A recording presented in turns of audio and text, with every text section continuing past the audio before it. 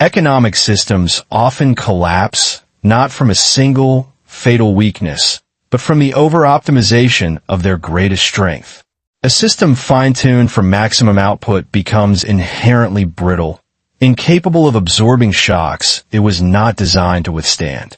This paradox is the central lesson encoded within the silent cities of the classic Maya. Now, let's open the historical ledger and analyze the economic blueprint this crisis left behind. For nearly 6 centuries, from roughly 250 to 800 CE, the Maya civilization represented one of the most complex economic and political systems in the pre-Columbian Americas.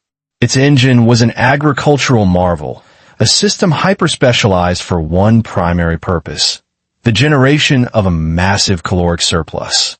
The foundation of this engine was maize. While supplemented by beans and squash in the symbiotic Three Sisters trio, maize was the undisputed carbohydrate king, the storable, transportable, and taxable commodity upon which Maya society was built. When we analyze the archaeological data, particularly LiDAR scans that have peeled back the jungle canopy, we see the true scale of their investment. The landscape was re-engineered. Vast networks of terraces climbed the hillsides. Intricate raised field systems turned seasonal wetlands into year-round breadbaskets, and sophisticated reservoirs and canals managed water with impressive precision. This was not subsistence farming. This was industrial-scale agriculture, meticulously designed to maximize the maize yield under a specific set of predictable seasonal rainfall patterns. This surplus was the permissive factor for everything we associate with Maya brilliance. It freed a significant portion of the population from direct food production, enabling an unprecedented degree of labor specialization. The surplus fed the artisans who crafted intricate jade masks, the scribes who developed a complex logosyllabic writing system, the mathematicians who conceived of the number 0, and the astronomers who charted the cosmos with breathtaking accuracy. Most critically, it fed the divine kings, the Kuhulajaw, and their administrative elite. The entire political and economic structure was a pyramid, with the farmer at the base and the king at the apex. Maize flowed upwards as tribute, and in return, legitimacy and cosmic order flowed downwards. The king was not merely a ruler. He was the guarantor of the system's continuity. Through elaborate ritual, he was seen to mediate with the gods to ensure the very rains that nourished the maize. This created a powerful but dangerously circular logic. The king's power derived from the surplus, and the surplus was seen to depend on the king's power. On screen now are glyphs from Steliot cities like Tikal and Kalakmul. They do not merely record battles, but meticulously document the ruler's divine mandate, intrinsically linking their authority to the cycles of nature and agricultural prosperity. This highly optimized, centralized system was the ordinary world for generations of Maya.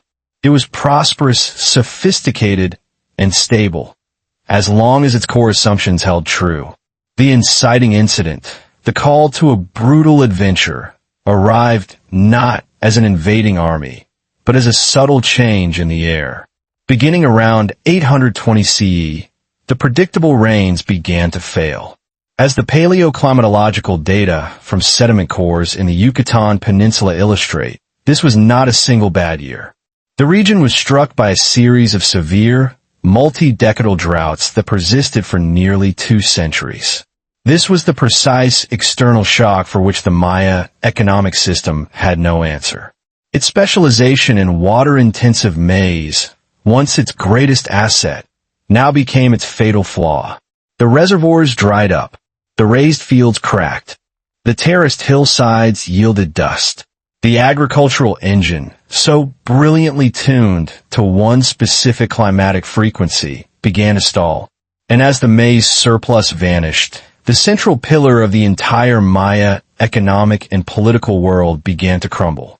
The legitimacy of the divine king, predicated on his ability to guarantee the harvest, evaporated with the rain, triggering a systemic crisis from which there would be no recovery. The onset of prolonged drought was not met with immediate systemic change, but with a doubling down on the very structures that were failing. This is a common pattern in complex systems facing existential threats. The initial response is to intensify the established solution. For the Maya elite, the solution was ritual. When the rains failed, the Kuhul Ajah did not commission new irrigation systems. They commissioned more elaborate ceremonies. On screen are depictions from the final generation of Maya monuments. We see a frantic increase in ritual activity, bloodletting, and appeals to the gods. From a systems perspective, this was an attempt to pour more resources into the failing cosmic management branch of their economy, expecting a return that would never come. This strategy was economically ruinous. These intensified rituals required immense resources, precious jade, exotic feathers, and most importantly, the labor and caloric energy of the populace. As the agricultural base shrank, the demands of the elite superstructure grew, creating a feedback loop of escalating crisis. The farmers at the base of the pyramid were being asked to surrender a larger percentage of a dwindling harvest to support a ruling class that was demonstrably failing to uphold its end of the societal contract.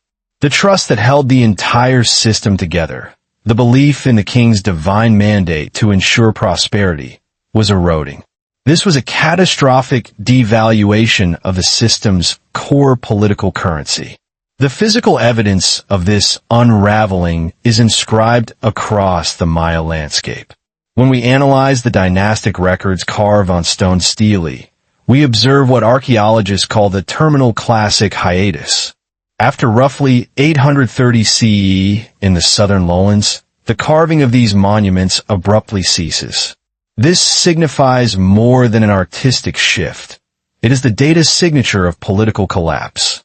The kings no longer had the resources, the labor, or the political legitimacy to publicly proclaim their authority. The propaganda machine of the state had ground to a halt. Simultaneously, the nature of construction changed. The grand ceremonial plazas and temples gave way to hastily built defensive walls. As this map of the Patexbadan region illustrates, cities like Dos Pilas and Aguatica show clear evidence of late-stage fortification, turning open plazas into walled citadels.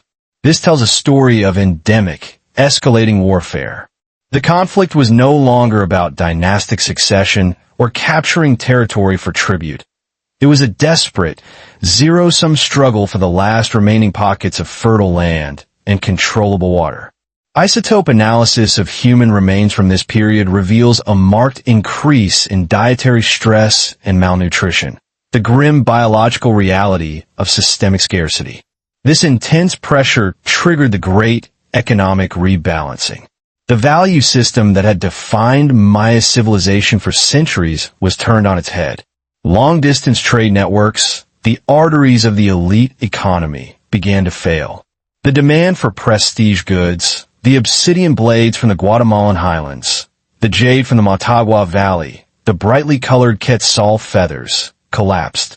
An artisan who had spent a lifetime perfecting the craft of carving jade plaques for royal burials was now a specialist with no market. Their skills, once highly valued, were now practically worthless in an economy that was rapidly reorienting toward immediate survival. What then became valuable? The ledger was rewritten entirely.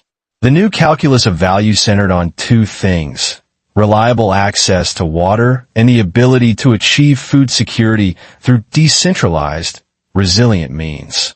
We see this reflected in the dramatic demographic shifts. The massive urban centers of the southern lowlands, like Tikal and Calakmul, which depended on vast reservoirs and a stable rainfall system, saw their populations plummet. People voted with their feet. The archaeological survey data shows a mass migration away from these collapsing, centralized hubs. Their destinations were telling. Many moved north into the Yucatan Peninsula. While this region was also arid, it possessed a different hydrogeology, a limestone shelf riddled with cenotes, natural sinkholes that provided direct access to the aquifer. A cenote was a decentralized, reliable water source that could not be easily controlled by a distant king. Control over a cenote became infinitely more valuable than loyalty to a ruler who could no longer make it rain. Others migrated to coastal areas or riverine systems where subsistence was more diversified and less dependent on maize monoculture. This migration was not just a flight from chaos. It was a strategic economic decision. It was a conscious or unconscious uncoupling from the brittle, top-heavy political structure that had failed. The economic unit shrank from the kingdom to the village, from the city-state to the extended family group. The goal was no longer the generation of a massive surplus to fund monumental architecture and a complex elite. The new goal was resilience. Agricultural strategies likely shifted from intensive maize farming to more diverse, small-scale horticulture, incorporating more drought-resistant crops like chaya and manioc, alongside increased foraging and hunting. The system shed its complexity as a survival mechanism.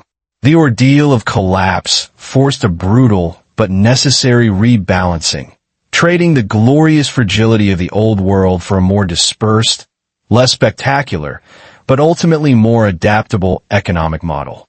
The pyramid had crumbled, but in its shadow, smaller, hardier structures began to form. The collapse of the classic Maya is therefore not a story of a lost civilization, but a case study in systemic fragility. It provides the raw data for a powerful analytical tool, a framework for identifying the hidden brittleness within systems that appear, on the surface, to be models of efficiency and success. The Maya created immense wealth by perfecting a system optimized for a single, predictable variable, seasonal rainfall for maize cultivation. When that variable changed, the hyper-optimization that was their greatest strength became their inescapable vulnerability. This is the return with the elixir. Understanding this pattern gives us a new lens through which to examine our own world. When we apply this lens to our own time, the parallels are stark and instructive. Our modern global food system is a marvel of specialization, a system that dwarfs the Maya in its scale and complexity, yet mirrors its underlying logic. We have replaced the singular focus on maize with a handful of high-yield monoculture crops: wheat, rice, corn, and soy, which form the caloric bedrock of our civilization. On screen now is a map illustrating the world's primary grain-producing regions. We see an immense concentration of production in a few specific geographical breadbaskets. This is hyper-specialization on a planetary scale. Our system is not dependent on the whims of a rain god, but it is critically dependent on another set of variables we have come to treat as predictable constants: cheap fossil fuels and stable, open global supply chains. The synthetic nitrogen fertilizer that enables our massive yields is produced primarily from natural gas. The machinery that plants and harvests, and the vast network of ships, trains, and trucks that distribute the food run on diesel. The Maya system was brittle because it had no alternative to rain. Our system is brittle because it currently has no scalable, immediate alternative to hydrocarbon energy inputs. This allows us to forge the lesson of the Maya into a practical analytical tool, the resilience deficit framework. This framework is not a predictive model, but a diagnostic one. It asks three critical questions of any complex system. What is the core variable for which the system has been hyper-optimized? What is the nature of the system's dependence on that variable? What is the cascade of failure that would occur if that variable were fundamentally disrupted? Let's apply this framework. For our global food system, the core variable is not just food, but the low-cost, just-in-time delivery of that food. The dependence is absolute, built on decades of policy encouraging efficiency over redundancy. As for the cascade of failure, we have seen previews in recent years. A geopolitical conflict disrupts wheat and sunflower oil exports from the Black Sea region. A spike in energy prices makes fertilizer unaffordable for farmers in developing nations. A climate event, like the historic droughts now affecting key agricultural zones, simultaneously reduces yields. These are not isolated crises.